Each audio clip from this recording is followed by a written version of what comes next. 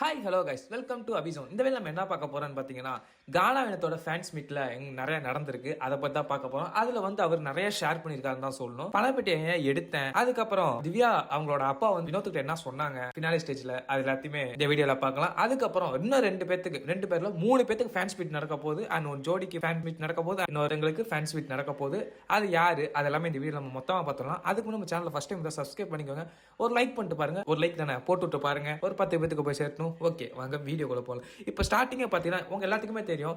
இப்போ ரீசெண்டாக கானா வினோத் அவங்களோட ஃபேன்ஸ் மீட் நடந்தது. அந்த ஃபேன்ஸ் மீட்ல நிறைய ஷேர் பண்ணியிருந்தாங்க தான் சொல்லணும். நிறைய ஷேர் பண்ண, நிறைய ஃபன் இருந்தது, நிறைய என்ட்ரிஸ் இருந்தது. அதுக்கப்புறம் இதே நிறைய அவங்க ஃபேன்ஸ் மீட்ல இருந்ததுன்னு தான் சொல்லணும். வேற லெவலில் இருந்துச்சுன்னு சொல்லியிருந்தாங்க. வேற லெவலில் இருந்துச்சு. அதுல பார்த்தீங்கன்னா ஃபேன்ஸ் மீட்ல இவங்க ஏன் இந்த பணத்தை எடுத்தேன், அதுக்கப்புறம் இந்த பணத்தை எடுத்ததுக்கு அப்புறம் வீட்டில் என்ன நடந்தது அது எல்லாமே மொத்தமாக ஷேர் பண்ணியிருக்காருன்னு தான் சொல்லணும். சரி வாங்க அந்த ஃபேன்ஸ் மீட்ல நடந்ததுன்னு பார்க்கலாம். ஓகே இப்போ ஸ்டார்டிங் என்ன கேட்குறாங்கன்னு பார்த்தீங்கன்னா, வெளியில் நம்ம நினைச்ச விஷயம் தான் அங்கேயும் கேட்டிருக்காங்க. அது என்னன்னு பாத்தீங்கன்னா, இந்த சீசன் ஏன்டா பார்க்கணும்னு சொல்லிட்டு ஒரு ஃபர்ஸ்ட் 2 வாரம் நம்ம நினைச்சிருப்போம். அப்பதான் கானாவினத்தோட கவுண்டர்ஸ் ஆரம்பிக்குது. ஃபர்ஸ்ட் ஸ்டார்டிங்லேயே ஆரம்பிச்சிருச்சு. பட் அந்த திவாகர் கானா வினோத் அந்த காம்போல வேற லெவலில் போச்சு. அந்த காம்போ நிறைய ஹிட் ஆச்சுன்னு உங்களுக்கே தெரியும். அதுக்கப்புறம் பாத்தீங்கன்னா கானாவினத்தோட கவுண்டர்ஸ்னா அவர் அடிச்சு ஆளே இல்லை, அந்த அளவுக்கு இருந்துச்சு. அவரோட காமெடிக்காகவே பிக் பாஸ் நிறைய பேர் பார்க்க ஆரம்பிச்சிட்டாங்க மறுபடியும். ஏன்னா ஃபர்ஸ்ட் எடுத்தோன்னு நம்ம பிக் பாஸ் சீசன் 9 நெகட்டிவா தான் ஆரம்பிச்சு எல்லாத்துக்குமே தெரியும். ஏன் இவங்களை எடுத்து போட்டாங்கன்னு சொல்லிட்டு நிறைய நெகட்டிவ் வந்துச்சு. சோ அந்த நெகட்டிவானா சில பேர் அப்பயே இந்த சீசன் பார்க்க கூடாதுன்னு சொல்லி சில பேர் இருந்திருப்பாங்க. அப்போ கானாவினத்தோட கவுண்டர் அண்ட் கானாவினத்தோட காமெடி இதுதான் உங்களை எல்லாத்தையும் பார்க்க வச்சிருந்துச்சு. அதுக்கு ரிப்ளை பண்ணிருக்காரு கானாவினோத். அதுக்கான்னு பாத்தீங்கன்னா, நான் பண்ணது மக்களுக்கு பிடிச்சி போச்சு, சோ எனக்கு ரொம்ப சந்தோஷம் அப்படின்னு சொல்லிட்டு கானாவினோத் சொல்லியிருக்காரு. அப்புறம் இன்னொன்னு சொல்ல, எனக்கு நம்ம பிஆர் வைக்கல, ஆனா மக்கள் தான் என்னோட பிஆர் அப்படின்னு சொல்லிட்டு சொல்லியிருந்தாரு கானாவினோத். அப்புறம் செகண்ட் கொஸ்டின், பணப்பெட்டி எடுத்தீங்க சொல்லிட்டு ஒரு கொஸ்டின் வந்துச்சு. அந்த கொஸ்டினுக்கு எங்க வீட்டுல எல்லாமே இருக்கு, ஆனா எனக்கு அந்த பெட்டி மட்டும் தான் இல்ல, சோ அதனால தான் அந்த பெட்டி எடுத்து வெளில விட்டேன்னு சொல்லிட்டு அங்கேயும் ஃபன் பண்ணிட்டு இருக்காரு கானாவினோத். எங்க போனாலும் ஃபன்னு தான் கானாவினோத் கிட்ட. அப்புறம் அவரே சொன்னாரு. அதுக்கப்புறம் அவர் எல்லா மக்கள்கிட்ட அங்கேயும் சாரி கேட்டாரு. அப்புறம் பாத்தீங்கன்னா அந்த பணப்பெட்டியை ஏன் எடுத்துன்னு சொல்லிட்டு ஆன்சர் பண்ணாரு. அது என்ன சொன்னாரு நீங்க கேட்டீங்கன்னா, அது எனக்கு அந்த காசு ரொம்ப பெரிய காசா தெரிஞ்சது. ஏன்னா நான் பட்ட கஷ்டத்துக்கு அது ரொம்ப பெரிய காசு. மக்கள் எனக்கு ரொம்ப பெரிய காசு. சோ எனக்கு என்ன நடக்கும்னு எங்களுக்கு தெரியாது, அடுத்த வாரம் என்ன நடக்கும்னு எங்களுக்கு தெரியாது, எனக்கு தெரியாது வெளில என்ன நடக்குதுன்னு எனக்கு தெரியாது. சோ அதான் நான் எடுத்துட்டேன், அதுக்கு ரொம்ப பெரிய காசு அப்படின்னு சொல்லிட்டு கானா சொல்லியிருக்காங்க. அதுக்கப்புறம் நெக்ஸ்ட் கொஸ்டின், பிக் பாஸ் போறதுக்கு முன்னாடி எப்படி இருந்தீங்க, வந்ததுக்கு அப்புறம் எப்படி இருக்கீங்கன்னு கேட்டாங்க. அதுக்கு கானா சொல்லியிருக்காரு, பிக் பாஸ் போறதுக்கு முன்னாடி நான் அதிகம் பணம் சம்பாரிச்சேன், அதை நான் அழிச்சிட்டேன். ஆனா இவ்வளவு மக்கள் என்னால சம்பாதிக்க முடியல அந்த டைட்டில். ஆனா இப்ப பிக் பாஸ் போயிட்டு வந்ததுக்கு அப்புறம் மக்கள் எனக்கு அவ்வளவு சப்போர்ட், எல்லாமே எனக்கு பணப்பெட்டி எடுத்தப்ப அழுது இருக்காங்க. நிறைய வீடியோஸ் நான் பார்த்தேன். அதுக்கப்புறம் எல்லாம் வருத்தப்பட்டாங்க, எனக்கு அது ரொம்ப கஷ்டமா இருந்துச்சு அப்படின்னு சொல்லி கானா சொல்லியிருக்காங்க. எனக்கு அதுக்கப்புறம் இன்னொரு கொஸ்டின், உங்களுக்கு டைட்டில் முக்கியமா இல்ல மக்கள் முக்கியமா கேட்டதுக்கு கானா டைட்டிலோட மக்கள் டைட்டில் தான் எனக்கு முக்கியம்னு சொல்லிட்டு சொல்லியிருக்காங்க. அப்புறம் இன்னொன்று நடந்திருக்கு. அது என்னன்னு பாத்தீங்கன்னா, அந்த பணத்தை எடுத்ததுக்கு அப்புறம் அவங்க தனி ரூம்ல வச்சிருக்காங்க. ஏன்னா இந்த டெலிகாஸ்ட் ஆனதுக்கு அப்புறம் தான் அவங்க வெளில யார்கிட்ட எல்லாத்தையும் பேசணும் ரூல்ஸ் இருக்கு. சோ அதனால அவங்க தனி ரூம்ல வச்சிருக்காங்க. அப்ப ஃபுல்லா அழுதுகிட்டே இருந்திருக்காங்க, யார்ட்டையும் பேச முடியாம. ஏன்னா பேசக்கூடாது, அவங்க ஒய்ஃப்ட கூட பேசக்கூடாது. சோ அதனால தனி ரூம்ல வச்சுட்டு ரொம்ப நாள் அடுத்த நாள் அந்த டெலிகாஸ்ட் ஆகிறதுக்கு யாருமே பேசவே இல்லையா, நானும் பேசவே இல்லையா. சோ அவர் அழுதுகிட்டே இருந்தாருன்னு சொல்லியிருக்காங்க. தப்பு பண்ணிட்டோமோ சொல்லிட்டு கொஞ்சம் யோசிச்சுக்கிட்டு அழுதுகிட்டே இருந்தாரு அப்படின்னு சொல்லிட்டு அவங்க சொல்லியிருக்காங்க. அப்புறம் அடுத்த நாள் அது டெலிகாஸ்ட் ஆனதுக்கு அப்புறம் பாத்தீங்கன்னா அவங்க ஒய்ஃப் போன் அடிச்சிருக்காங்க. அப்ப சொன்னதா மிகப்பெரிய ட்விஸ்ட். அதுல என்னன்னு பாத்தீங்கன்னா, அவங்க ஒய்ஃப் சொல்லியிருக்காங்க, நீங்க அந்த பணப்பெட்டி எடுக்குன்னு சொல்லி நான் வேண்டிக்கிட்டே இருந்தேன். சோ நீங்க அந்த பணப்பெட்டி எடுத்துக்கு ரொம்ப சந்தோஷம் சொன்னதுக்கு அப்புறம் தான் இவங்க கொஞ்சம் நிம்மதியானாராம் கானா வினோத். அதுக்கப்புறம் கானா வினோத் ரொம்ப ஹாப்பி ஆயிட்டு அதுக்கப்புறம் வீட்டுக்கு போயிட்டு ஜாலியா இருந்தாருன்னு சொல்றாங்க.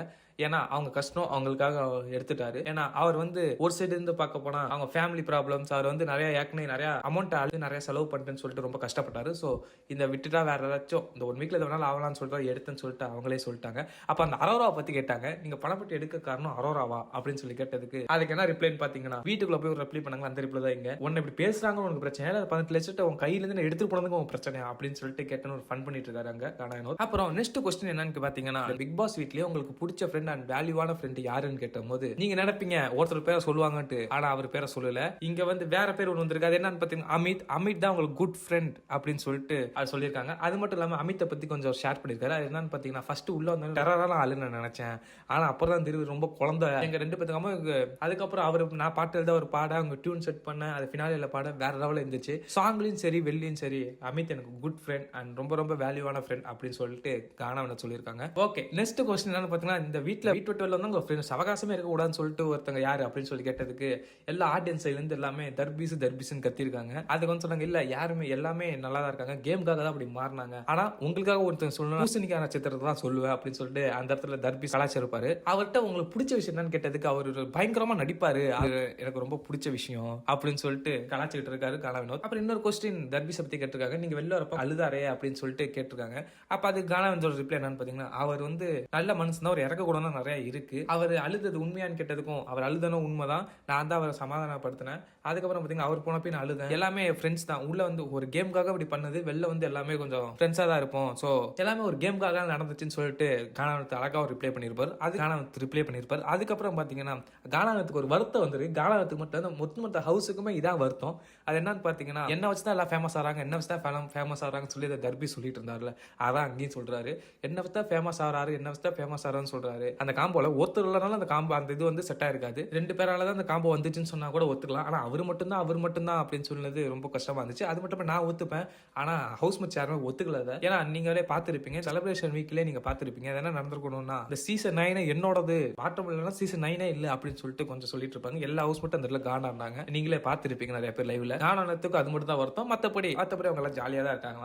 அல்வா கொடுத்தாருல கானானத்து, அந்த கொஸ்டினை கேட்டிருக்காங்க, எப்படிங்க லைஸா எல்லாத்துக்கும் அல்வா கொடுத்தீங்க, அல்வா கொடுக்கறது நாங்க கேள்விப்பட்டிருக்கோம், ஆனா அல்வா கொடுத்து காசு தூக்குனது இன்னைக்கு தான் நாங்க நேராவே பார்த்தோம் அப்படின்னு சொல்லி சொன்னாங்க. அதுக்கு பேர் தான் அல்வா கொடுக்குதுன்னு சொல்லிட்டு கானாவனத்து செம்மையா ஒரு ரிப்ளை பண்ணிருக்காரு. அப்புறம் இந்த இடத்துல ஒரு மென்ஷன் பண்ணாரு, என்னன்னு பாத்தீங்கன்னா, என்னால அரோராவால நான் காசு எடுக்கல, எனக்கு தோணுச்சு, எனக்கு என் கஷ்டத்துக்கு நான் அந்த காசை எடுத்தேன் அப்படின்னு சொல்லிட்டு இந்த இடத்துலயும் சொல்லியிருக்காரு கானா வினோத். அப்புறம் நெக்ஸ்ட் வியானாவும் அரோராவும் இங்க புழக்கப்பட்ட தருணம் இங்க தான். அது என்னன்னு பாத்தீங்கன்னா, வியானா பத்தி ஒரு சாங், அரோரா பத்தி ஒரு சாங் உள்ள பாடியிருப்பாரு, அதை வந்து வெளில பாடியிருக்காரு, வெளில வந்து எல்லா ஆடியன்ஸ் கேட்டனால பாடியிருக்காரு, 2 பாட்டுமே பாடியிருக்காரு. அடுத்த நெக்ஸ்ட் கொஸ்டின் என்ன பாத்தீங்கன்னா, திவ்யா டைட்டில் வின்னர் உங்க பார்க்க உங்களுக்கு எப்படி இருக்கு அப்படின்னு சொல்லி கேட்டதுக்கு அது கானா வினோத் அவங்களுக்கு வாழ்த்துக்கள், அவங்களும் அந்த வீட்டுல எஃபோர்ட் நிறைய போட்டாங்க சொல்லி, சண்டையா இருக்கட்டும், பாயிண்ட்ஸ் பிடிச்சி பேசுறதுக்கு எல்லாமே ஸ்ட்ரெயிட் டு ஸ்ட்ரெயிட் பேசுவாங்க அப்படின்னு சொல்லிட்டு கானாவத் திவ்யா பத்தி நிறைய சொல்லியிருக்காரு. இது மட்டும் இல்லாம இன்னும் நிறைய சொல்லியிருக்காரு. என்னன்னு பாத்தீங்கன்னா, திவ்யா வந்து வந்த நாள்ல இருந்து கடைசி வரைக்கும் அவங்க பாயிண்ட்ஸ் கரெக்டா இருந்தாங்க, யாரும் பின்னாடி பேசாம முன்னாடி ஸ்ட்ரெயிட் டு ஸ்ட்ரெயிட் பேசிக்கிட்டே இருக்கிறது எனக்கு திவ்யா கிட்ட ரொம்ப பிடிச்சதுன்னு சொல்லிட்டு கானாவத்தே சொல்லியிருக்காரு. நான் ஃபர்ஸ்ட் சொல்லியிருந்தேன், திவ்யா அப்பா வந்து கானாவத் ஒன்று சொல்லியிருக்காங்கன்ட்டு, அது என்னன்னு கேட்டீங்கன்னா, கானாவத் அப்பா வந்து ஸ்டேஜ்ல ஃபினாலே ஸ்டேஜ்ல கானாவத் கிட்ட ஒன்று சொல்லியிருக்காரு. என்னன்னு பாத்தீங்கன்னா, திவ்யா வாங்கின வெற்றி உனக்கும் சேர்த்து வெற்றி தான். அப்ப திவ்யா அப்பா வந்து என்ன சொல்லிருக்காங்கன்னு கேட்டீங்கன்னா, அங்க திவ்யா வாங்கினதும் உனக்கும் வெற்றி தான், நீங்க 2 பேருமே வெற்றியாளர் தான் இந்த பிக் பாஸ் சீசன் 9ல அப்படின்னு சொல்லிட்டு திவ்யாவோட அப்பா சொல்லியிருக்காராம். அது மட்டும் இல்லாம நீங்க எதுக்கு கவலைப்படாதீங்க, எனக்கு நீங்களும் வெற்றியாளர் தான் அப்படின்னு சொல்லிட்டு திவ்யாவோட அப்பா அந்த இடத்துல சொல்லியிருக்காங்க. அப்ப அதுக்கு வந்து கானாவத் வந்து ஃபினாலே ஸ்டேஜ்ல சொன்னது எனக்கு ரொம்ப ரொம்ப சந்தோஷமா இருந்துச்சுன்னு சொல்லிட்டு கானாவத் இந்த இடத்துல சொல்லியிருக்காங்க. அதுக்கப்புறம் திவ்யா பத்தி இன்னும் கொஞ்சம் சொல்லியிருக்காங்க. திவ்யா வந்து ஃபர்ஸ்ட் ஸ்டார்டிங்ல வரும்போது திவ்யா சண்டை நிறைய வந்துகிட்டே இருக்கும். அது என்ன சண்டைன்னு பாத்தீங்கன்னா, நான் பேசுறது அவங்க கேட்க மாட்டாங்க, அவங்க பேசுறது நான் கேட்க மாட்டேன், அவங்க பேசுறது வந்து எனக்கு கேட்க தோணாது, நான் பேசுறது வந்து அவங்களுக்கு கேட்க தோணாது அப்படின்னு சொல்லிட்டு கானாவத் சொல்லியிருக்காங்க. அப்புறம் போக போக போக பாத்தீங்கன்னா திவ்யாவை எனக்கு பிடிச்சிச்சு. என்ன எதுக்குன்னு கேட்டீங்கன்னா, வந்து பின்னாடி பேசுறவங்க விட முன்னாடி இருந்து ஸ்ட்ரெயிட் டு ஸ்ட்ரெயிட் பேசுறாங்கல்ல, எனக்கு அது ரொம்ப பிடிச்சது. அதுக்கப்புறம் திவ்யாவுக்கு எனக்கு பாண்டிங் நிறைய செட் ஆச்சு. திவ்யா ஜாலியா பேச, அப்போ நாங்களும் ஜாலியா பேச, இப்படியே போயிட்டு இருந்தது. அதை பிடிச்சி வெளில ஒன்று பண்ணி வச்சிட்டாருன்னு சொல்லிட்டாரு. அது என்னன்னு பாத்தீங்கன்னா, அந்த மிளகா இருக்கும், அந்த மிளகா சாப்பிட்டுட்டு வந்து கானாவத் மேல சாய்ந்ததா இருக்கட்டும், அதுக்கப்புறம் பாத்தீங்கன்னா அந்த சைக்கிள் ஓட்டினதா இருக்கட்டும், இதெல்லாம் வச்சு வெளில காம்போவே செட் பண்ணிட்டாங்க. அதுல பாத்தீங்கன்னா ஒரு வீடியோவும் பாத்துருக்காரு கானாவத். அது என்ன வீடியோன்னு பாத்தீங்கன்னா, அவங்க விளக்கமாத்த வச்சு நின்றுப்பாங்கல்ல, விளக்கமாத்த வச்சு நின்றுட்டு நான் ஓடுற மாதிரி ஒரு வீடியோ பார்த்தேன் அப்படின்னா வச்சு செட் பண்ணி வச்சுட்டாங்க அப்படின்னு சொல்லிட்டு கானாவத் சொல்லிட்டாரு. அது பார்க்க ரொம்ப ஃபன்னா இருந்துச்சுன்னு சொல்லணும். இப்ப நிறைய பேர் தெரிஞ்சிடும் கானாவத் திவ்யாக்கு காம்போ எப்படி இருந்துச்சுன்னு. இதுக்கு மேல இன்னொருத்தங்க ஃபேன்ஸ் மீட்ல ஒன்னு நடந்திருக்கு. அது என்ன நடந்ததுன்னா, அவங்க ஃபேன்ஸ் மீட்ல தான் சொல்லுவேன், ஏன்னா அவங்க ஃபேன்ஸ் மீட் இப்ப இன்னைக்கு தான் நடந்துச்சு. நாளைக்கு இந்த வீடியோ வரும், மறக்காம நம்ம சேனல் சப்ஸ்கிரைப் பண்ணிக்கோங்க. எனக்கும் திவ்யாவுக்கும் நல்ல பாண்டிங் தான் அப்படின்னு சொல்லிட்டு சொல்லியிருக்காரு கானாவத். அண்ட் அடுத்தது என்னன்னு பாத்தீங்கன்னா, நெக்ஸ்ட் கொஸ்டின் என்னன்னு பாத்தீங்கன்னா, இப்போ எவிக்ட் ஆயிட்டு மறுபடியும் ரீஎன்ட்ரி கொடுத்து உங்களை வந்து ஒன்னு சொன்னாங்க, அது வந்து உங்களுக்கு எப்படி இருந்துச்சுன்னு கேட்டாங்க. அவங்க யார சொல்றாங்க கேட்டீங்கன்னா, ஆதிரை எவிக்ட் ஆயிட்டு மறுபடியும் ரீஎன்ட்ரி வந்த போது ஒருத்தரை மட்டும் பிடிச்சி அடிச்ச மாதிரி இருக்கும், அது கானா வினோத்தை எக்ஸ்போஸ் பண்றதுன்னு சொல்லிட்டு வந்திருப்பாங்க. அதை பத்தி இங்க கேட்டிருப்பாங்க. அது கானா வினோத் வந்து இதுக்கு என்ன சொல்றது அப்படின்னு சொல்லி யோசிக்கும் போதுதான் ஆடியன்ஸ் சைட்ல இருந்து புலிப்பே அப்படின்னு சொல்லிட்டு கத்துறாங்க. இவருக்கு கானா வினோத் அப்படியே கத்திட்டாரு, புலிப்பே அப்படின்னு சொல்லிட்டு கத்திட்டாரு கானா வினோத்தும். அது மட்டும் இல்லாம ஆதிரை ஃபர்ஸ்ட் வந்தாலும் எனக்கும் ஆதிரைக்கு செம்ம சண்டை நடந்துட்டு இருந்துச்சு. இப்போ போக போக நாங்க சிஸ்டர் பிரதர் பாண்டுக்கு வந்துட்டோம் அப்படின்னு சொல்லிட்டு கானாவத் சொன்னாரு. கரெக்டா நாங்க வரோம், அவங்க எவிட் ஆயிட்டாங்க, மறுபடியும் வந்தப்ப ஜாலியா தான் போயிட்டு இருந்துச்சு, செலிப்ரேஷன் உள்ளதான் ஜாலியா தான் பேசிக்கிட்டு இருந்தோம் அப்படின்னு சொல்லிட்டு சொல்லியிருக்காரு கானா வினோத். நெக்ஸ்ட் கொஸ்டின், 8 லேக் வச்சு நீங்க என்ன பண்ணலாம் பிளான்ல இருக்கீங்க அப்படின்னு சொல்லி கேட்டதுக்கு அது கானா வினோத் வந்து ஒரு எமோஷனலான ஒரு ஆன்சர் பண்ணியிருக்காரு. அது என்னன்னு கேட்டீங்கன்னா, அதை வச்சு எங்க அம்மாவுக்கு கொஞ்சம் சமாதி கட்டணும் அப்படின்னு சொல்லிட்டு ஒரு எமோஷனலா ஷேர் பண்ணியிருக்காங்க. மறுபடியும் வந்து பாதி காசுக்கு வந்து அது அம்மாவுக்கு அவங்க சமாதி கட்டுன்னு சொல்லியிருந்தாங்க.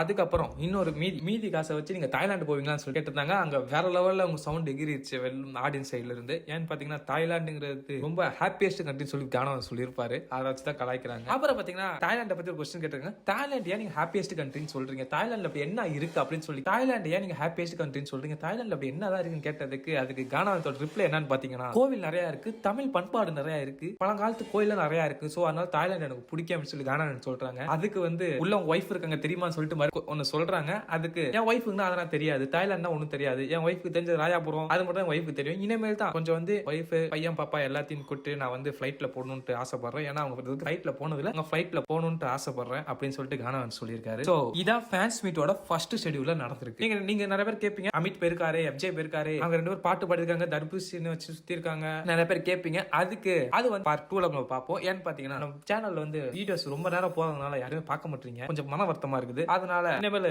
கொஞ்சம் டைமை கொஞ்சம் கம்மி பண்ணி நம்ம வீடியோ போறேன்.